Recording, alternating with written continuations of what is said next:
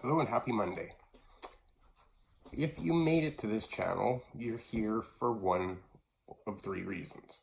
You either clicked on the link from my Facebook and your friends or family and kind of wondering how I'm doing, what happened, or you're here because you are going to be going through ACDF surgery and you have probably a lot of questions and might be like me, where I watched every video I could possibly find just to see everybody's perspective and gather as much information as possible. Or the third reason is you were searching out the absolute worst video on YouTube, which will bring you right here. So whatever the reason you're here, I'm going to share my story and what I went through, the symptoms, everything leading up to it, the diagnosis, what that looked like, and then the surgery itself, and now the recovery process. I'm in week 3. Today is 3 weeks exactly to the day where I underwent ACDF surgery.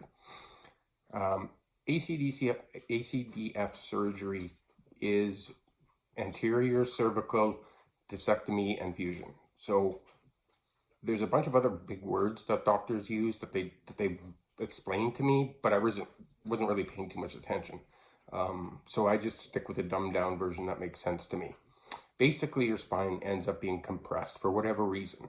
And when that happens, the spinal fluid, it disrupts that, and your spinal cord is obviously under pressure, which is pretty dangerous. So I'll start by going back to where my symptoms first started. I'd probably go back, I could go back years, but around 7 months ago is really when it really started to hit. What I got was a lot of trouble walking. My left leg wouldn't respond. It wouldn't do what I told it to do. It wasn't really weak. It didn't hurt at all. It just didn't do what I told it to do. So I was having more and more issues walking. And I actually originally thought it was my back because I have had an SI joint out for years and that flares up and it feels very similar. Only I didn't have the pain. It just didn't do what I wanted it to do. So I'm an instructor. I teach at a college. And with that, I have to kind of pedal around the campus and put a lot of miles on going from building to building. What I would try and do as it started getting worse is try and keep some cadence as I was walking. So left, right, left, right, left, right. Every third step I took, my left leg wouldn't lift up. No matter how hard I concentrated, it just wouldn't do it. So something's wrong, but I'm stubborn. I'm used to bumps and bruises. I grew up in the 80s. I played hockey, I played football. I was a heavy-duty mechanic for years and years, which is now what I teach. So that combined with the fact that I grew up in the 80s, I pretty much abused my body in every way, shape, and form you possibly can. So I'm not really a stranger to aches and pains and stuff like that, but this got considerably bad. I didn't really know what to do with it. I just kind of ignored it and kept on trucking. Eventually I got to the point where I started falling more at home. I rolled down the stairs a few times, fell in the driveway once. That was really bad because I fell back and hit my head changing oil in the car. So that wasn't too cool. That's when I kind of understood that, hey, there's something really wrong here. Still stubborn, still didn't think too much of it. Probably have to go to a doctor, maybe go to physio. There's got to be something easy, not a big deal. So I started going down that road and looking at things, but at the same time, my wife and I were starting to look at what could be causing it. And when I actually got into looking at things, MS was front and center. I was 11 for MS markers. So, but MS is very strange to be diagnosed with or even an issue at my age. I'm a 51-year-old male. So that really shows up a lot earlier in life. But then again, a lot of my symptoms go back years. I just ignore it. So that's kind of the train of thought we were thinking of because my walking gait had changed, as my wife explained to me. I didn't even know what a walking gait was. I do now. So everything had changed in the way I walk. And I really had nothing in the upper body. No pain, no sensation troubles. My hands worked fine. It was all in my left leg, really, at that point. So I started going to the doctor, getting checked out, looking for MS, and ended up getting referred to a neurologist who did some tests, and I went in and I had a quick visit with him, and he did the usual round of poke you, prod you, hit you with a hammer, see what moves. And he basically said, you know, you've got something neurological going on. He said, I can tell it's in your neck because it's affecting your arms as well as your legs. But at that point, it really wasn't affecting my arms, so I didn't really think too much of it. So I was already scheduled for a MRI on my brain, looking for lesions for MS. So at that point, he said, because it's in your neck, we want to add to the order that we do your neck and spine as well. Because he said, the problem is definitely in your neck. Well, that really is what got me to wake up. Because up until that point, I knew I was having trouble walking. And I knew a little bit about MS, and I knew, you know, what it could look like on either end of the scale. But I didn't think it would ever affect my arms. So when I was thinking about worst case scenario, I always thought about, you know, shit, I'm going to end up in a wheelchair. I'm not going to be able to walk. And I actually had my head wrapped around that, and I accepted it. It's like, okay, I can figure things out. My campus is wheelchair accessible. I can get a scooter. I can get around. I can do my job. I can teach mechanics with it, you know, from a scooter, wheelchair, whatever. So I really wasn't, sound stupid, overly concerned about that, because that's the cards I'm dealt with. That's the cards I'm dealt with. So I went down that road, fully accepting that, you know, I could have some serious walking issues down the road.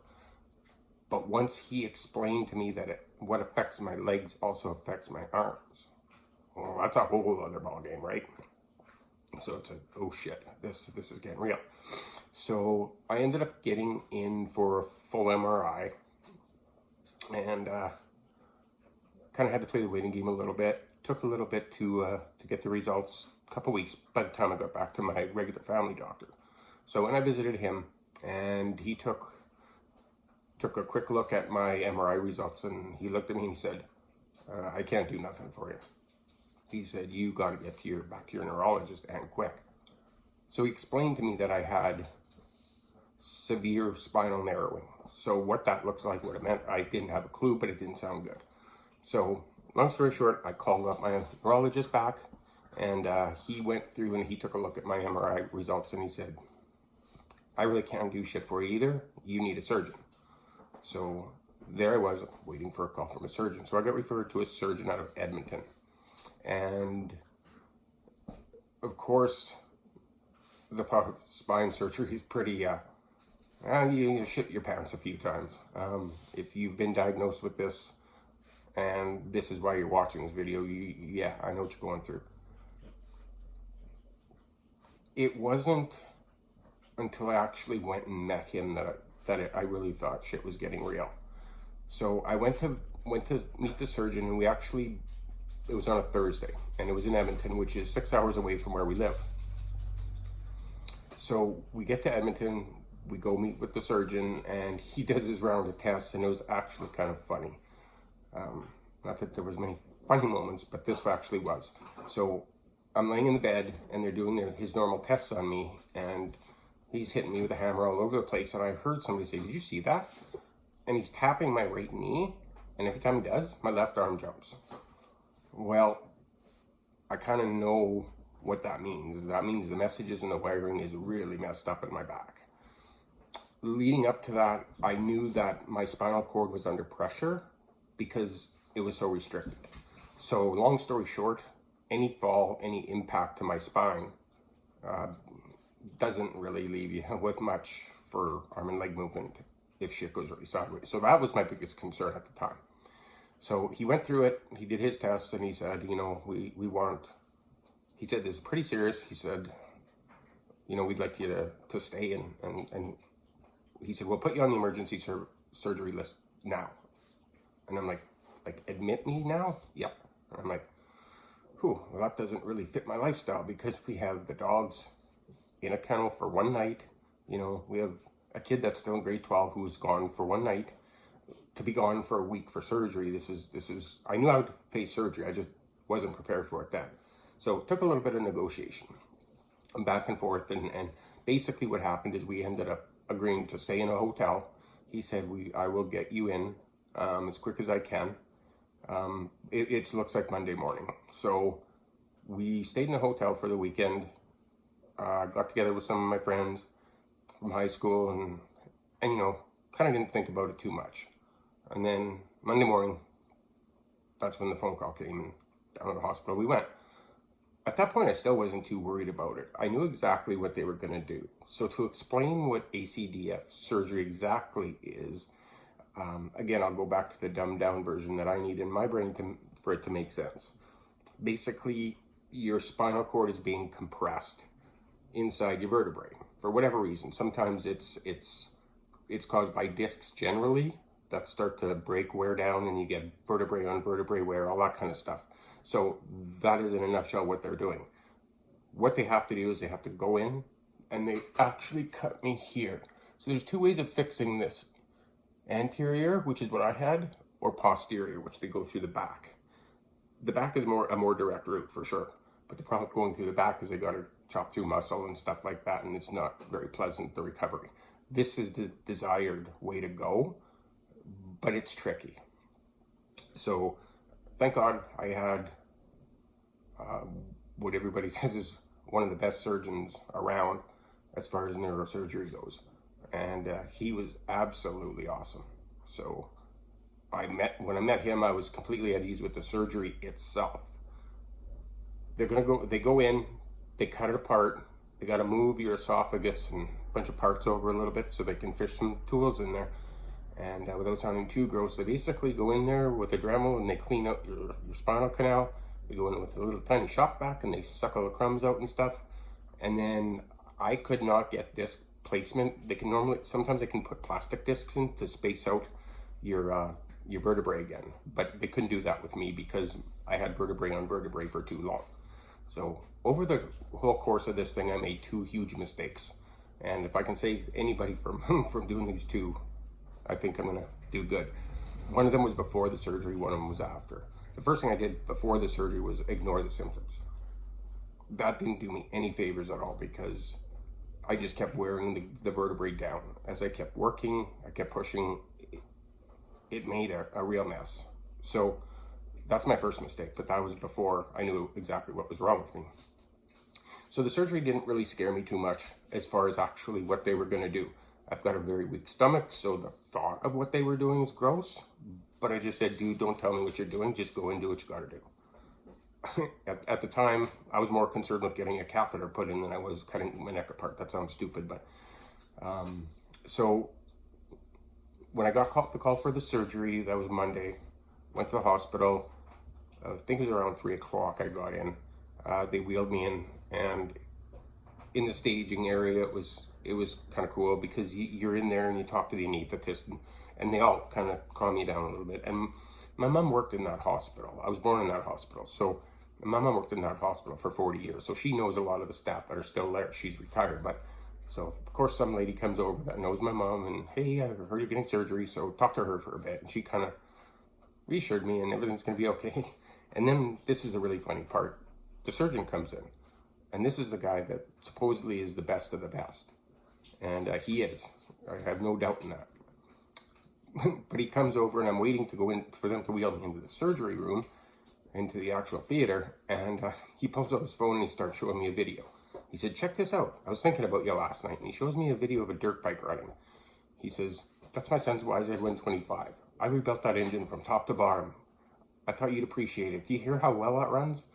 I'm thinking to myself, yeah, I do. But guy, in 10 minutes, you're going to be cutting my spine apart. Can you focus? Show me the video tomorrow. How's that sound like? But it was his way of putting me at ease. And that was awesome. That was great. So into the surgery we go. I talked to the anesthetist a little bit, and she was awesome. Everybody was awesome. But if you've ever been through that kind of surgery, it doesn't hit you until you get in the theater. And it's lights and people, and it's orchestrated. Everybody's moving a million miles an hour. It's like, holy shit. I said, get that gas mask on me and knock me out. Like, make this happen. So a couple of things that they do. He didn't put a catheter in at all. He said, if you didn't pee this morning, you're good. So I said, thumbs up, dude. I'm good with that. So he was pretty cool about that part. And then he said they also put probes in your feet. So they put little probes in the bottom of your feet and your arms and stuff like that. And they basically keep zapping you through the surgery to make sure you're still responding. Woke up after the surgery, not really knowing what to expect. I expected a whole shitload of pain. I thought, oh my God, they're in my neck. They've cleaned all this stuff out. They couldn't put plastic discs in. I'll go back to that. They couldn't put plastic discs in because my vertebrae is too chewed up. So they end up taking bones from somebody else and spacing your vertebrae back out. And then they screw it all back together with a 37 millimeter plate. So he was supposed to do 5, 6, and 7. But when he got in there, 4 didn't look good either. He said, you know, I don't want to have to go back in there in a few years. So while I was in there, he said I did 4, 5, 6, 7. So that I thought would be where all my pain came from. I thought, like, I got screws in my neck, like this is going to hurt like a bastard for a long time. So the surgery was over, and I'm one of the few people that comes out of general anesthetic, which also I should mention is kind of a concern. That was one of my more major concerns because I do have a pretty bad heart condition.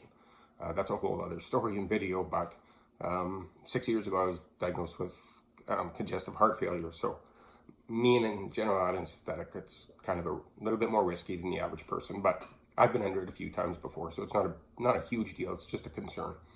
So I come out of, but I pop out of general anesthetic like most people wake up from a nap. So I wake up after surgery, and I'm in the recovery room still, and the porter takes me back to my room. That's when the gong show started, and not from a medical perspective. He takes me back to my room, and he pushes me in the room, and then he leaves. None of the nursing staff knew I was back. Nobody. So I'm at a room at the end of the hall. There's not a soul around me. I don't have a buzzer. I don't have anything. And I'm laying there for a long time. Somebody's got to come check on me here. Like, I just came out of surgery. Shouldn't somebody be looking at me? So I think it was just something got missed somewhere along the line. So I ended up phoning up my wife and saying, like, you got to get back down here. Like, she went back to the hotel. I said, it's no sense you sitting here in a waiting room for surgery. Go back to the hotel, relax, put your feet up, and then come back in the morning. But that wasn't the way it played out. So I was kind of stuck there. I couldn't really get out of bed at that point. So my brother went and picked her up from the hotel because she doesn't drive at night, especially in the big city. And she came back, and of course we had to ride out to the nursing staff, and they got me all settled for the night.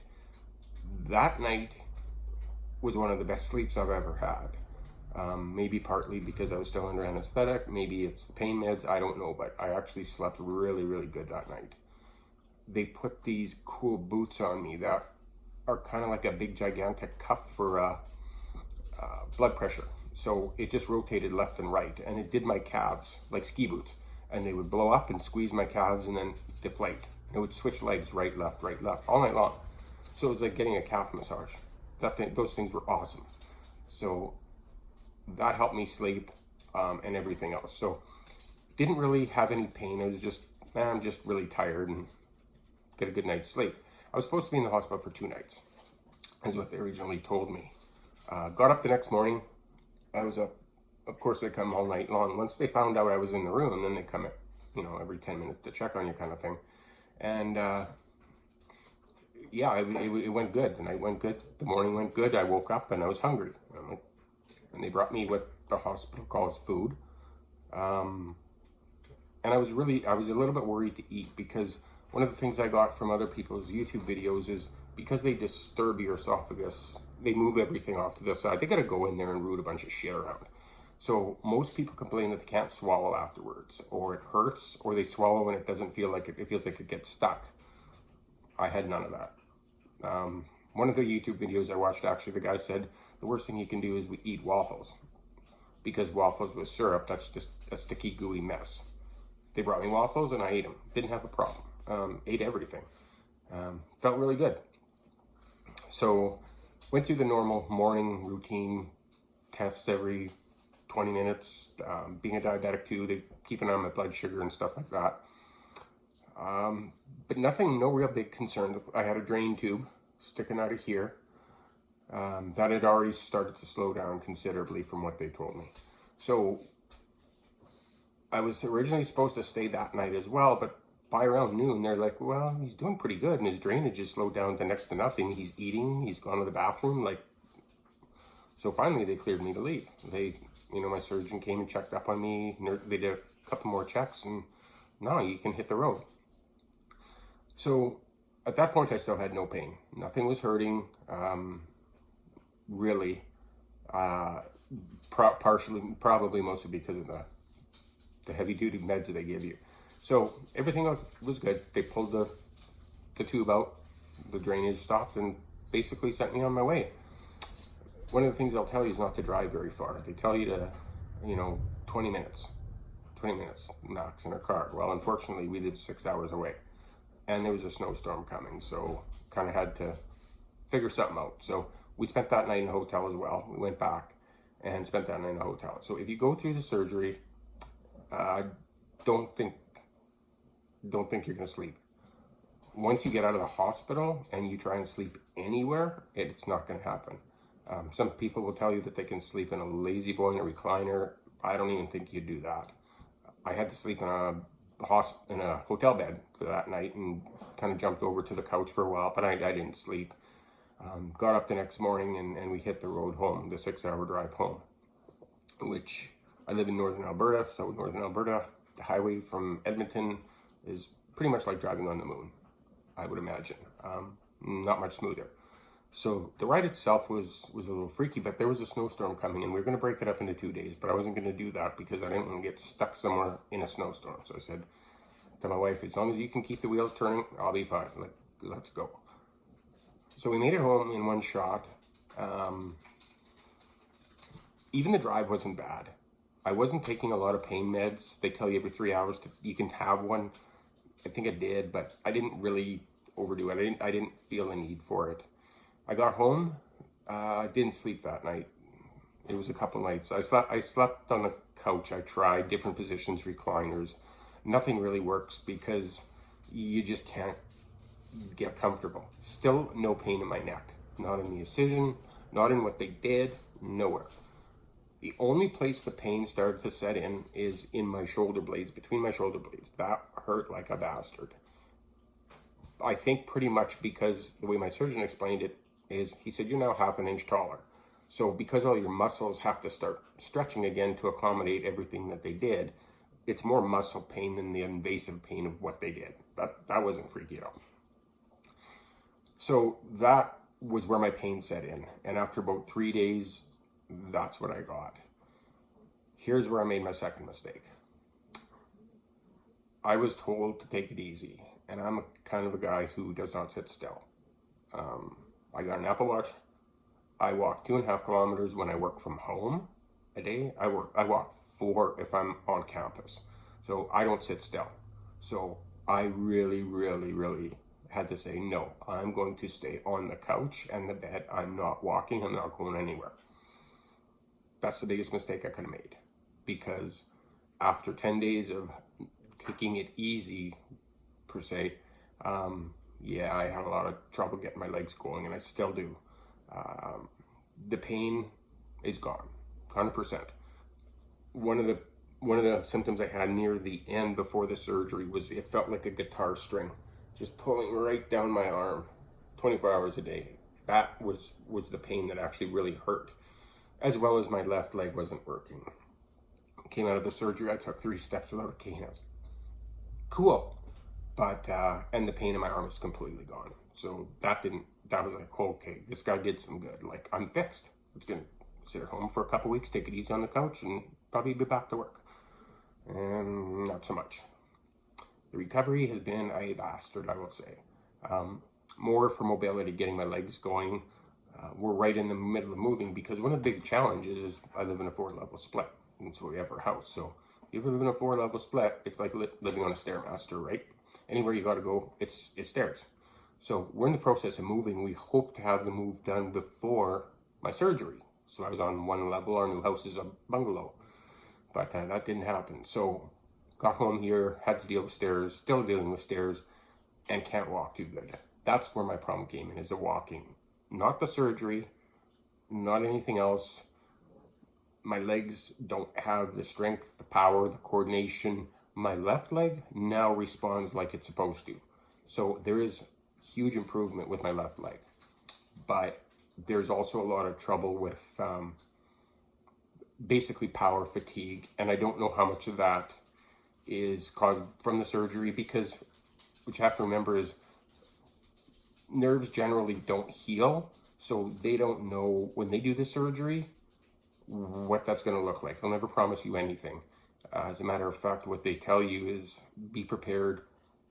How did he word that? Be prepared to be in exactly the same shape in a year as you are today. So they flat out tell you that. It might not do any good, but it's going to keep you from being a quadriplegic. So that was the name of the game. Gotcha. So that was the part that kind of freaked me out a little bit. And now that my legs are slowly starting to come around, I can kind of get around a little bit, but it's going to be a long time. The other thing that I found after the surgery is I didn't have a lot of people that have compression in their spine complain about hand. That's actually where most people say it starts, is in their hands and their arms. I never had that. I write like a 4-year-old, so that didn't really change. My penmanship sucks.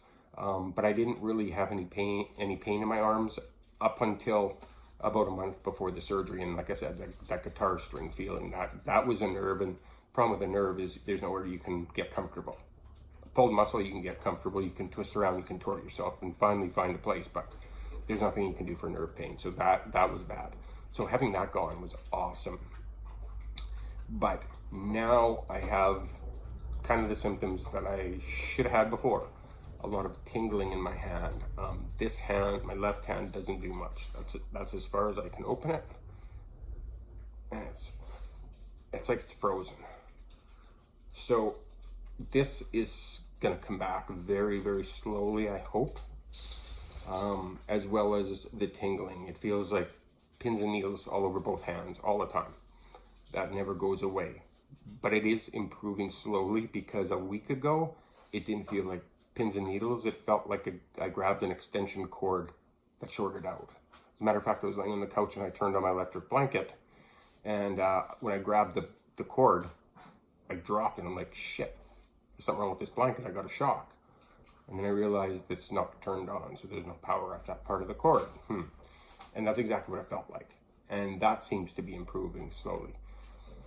So if you're going through ACDF, if you're looking at it, if you're scared, I would say do not be scared of the surgery. Chances are you're going to sleep through it all. But you really don't be scared of the surgery itself. The recovery, it can be tough. I still don't know what that looks like. It's going to be a long road. But the recovery is definitely longer and worse than I thought it was going to be. I fully expected to be back on my feet after 3 weeks, but not so much. So once I get cleared to go back to work, which I'm really hoping will be this year, to go back to teaching, I want to get back. I actually made 3 promises. I said I was going to dance with my wife, and I was going to walk my dog, and I was going to go back to work. But stubborn old prick like me, I guess, is going to have to get that done here in the next couple months. But that's kind of where I'm headed. That's kind of my story. Don't, like I said, don't be scared of the surgery. The surgery is the least of the, you'll feel a million times better as soon as it's over.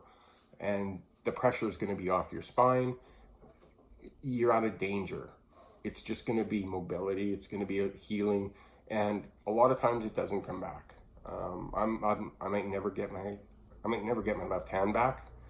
I might never get my right hand completely back, but it definitely is better than the alternative, because the alternative is once you're at the stage where your spinal cord is being compressed, it's just a waiting game before shit really goes sideways. So if you're curious about how I'm doing, if you're curious about what I went through, what the surgery was, that's kind of it. And like I said, if you're staring ACDF surgery in the face, do not be scared of the surgery. It's a walk in the park. Just when you're done, Get up, get moving, get your legs moving. Don't be scared to walk. I was scared to move my neck. And it was explained to me later that, dude, you got a 37 millimeter titanium plate holding your neck together. It's stronger than it's ever been. It's probably the strongest part in your body. So what he did, you can't hurt, but you can hurt everything around it. And that's where the concern comes. And that's why people take it too easy, which is exactly what I did. So the other thing I'll mention is if you're going to get this surgery, the best $15 you'll ever spend is on one of these guys from Walmart. Airline travel pillow. That is the only thing that makes you feel good. I didn't have to wear a collar, even when I left the hospital. My surgeon doesn't believe in collars. And collars, even now, they cause more grief than they help, I think, because they hold your neck in one place and then all your muscles just tighten up. So I moved my neck freely. I only wore a collar. They made me a collar. I wrote it, used it for the car ride home, and that's pretty much it. But these guys here will definitely make your neck feel better. Just give you that little bit of support that you need. So if you're looking at ACDF, don't be scared. Good luck. Take care.